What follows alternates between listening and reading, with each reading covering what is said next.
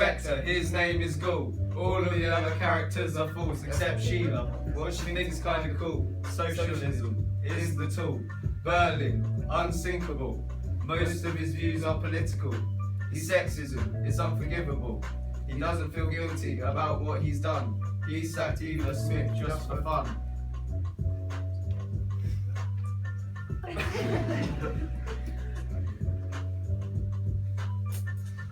Miss Berlin, is that her name? She fell for the inspector's game. She pushed away Eva, it's such a shame. In killing Eva, she did her bit, and at the end of the play, she didn't give up. Eric, the dad, he left, and that made Eva sad. He stole the money and thought it was funny. Have you seen Mr. Berlin's tummy?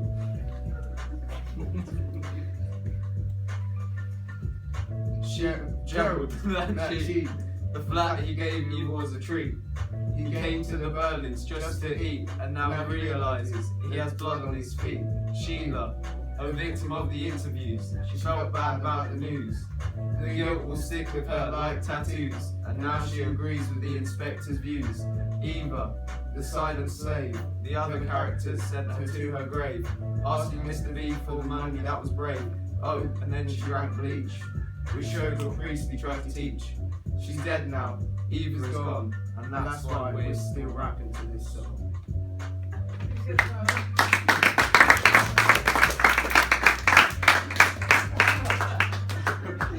Now this man, Inspector Ghoul, he ain't no fool. He seems to know everything. That's kinda cool. He's always very calm, keeping his head while repeating these words. It's too late, she's dead. Yeah. He accuses Mr. Berling of being too rash. He fired Eva Smith because he wouldn't give the cash. Mr. Berling was angry because he just did his job, but Ghoul pointed out she became a street slob. Yeah. He then moved to Sheila for being such a tit.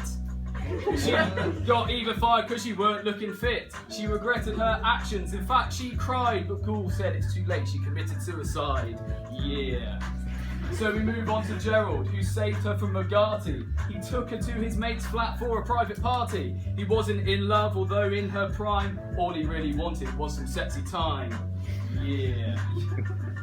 Now we talk to Sybil, the lady of the crib. At first she was lying and telling some fibs. She would never listen when Sheila told her quiet. So when Eric came back home, she began to riot. She turned Daisy away for using her name, but Mrs. Berling didn't care because she ain't got no shame. It's a bit rubbish.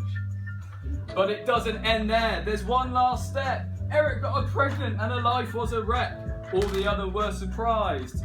The answer did astound. To give Daisy support, he gave her £50. That's when she went to Sybil for financial support, but she got rejected and walked out the door. That was the last straw for the long life tussle. So the moral of the story is, don't drink Mr. Muscle. Yeah. Boom!